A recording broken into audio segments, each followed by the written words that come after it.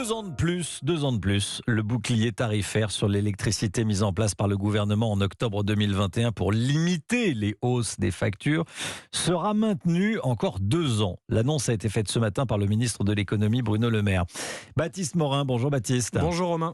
Baptiste, en revanche, le ministre estime que la prolongation du bouclier tarifaire sur le gaz n'est plus justifiée. Oui, le bouclier énergétique tel qu'on le connaît va être modifié, il va être allégé. La partie gaz va disparaître. Bercy justifie cet arrêt par le prix du mégawattheure de gaz qui a, c'est vrai, retrouvé son niveau d'avant-crise énergétique.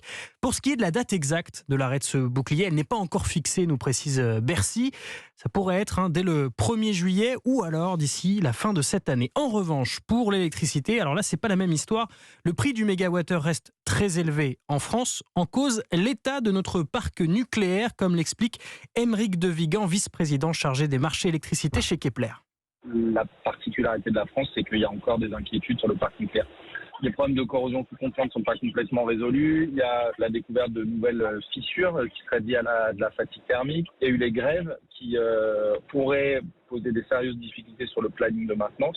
Et voilà comment la France est redevenue le pays d'Europe où l'électricité est la plus chère, ce qui justifie donc la décision de Bercy de prolonger ce bouclier jusqu'à la fin de l'année prochaine, la fin de l'année 2024, avec un coût important en 2022. Le bouclier tarifaire, si l'on parle seulement du volet électricité, eh bien ça a coûté quelques 10,5 milliards d'euros à l'État. Baptiste Morin, merci beaucoup Baptiste.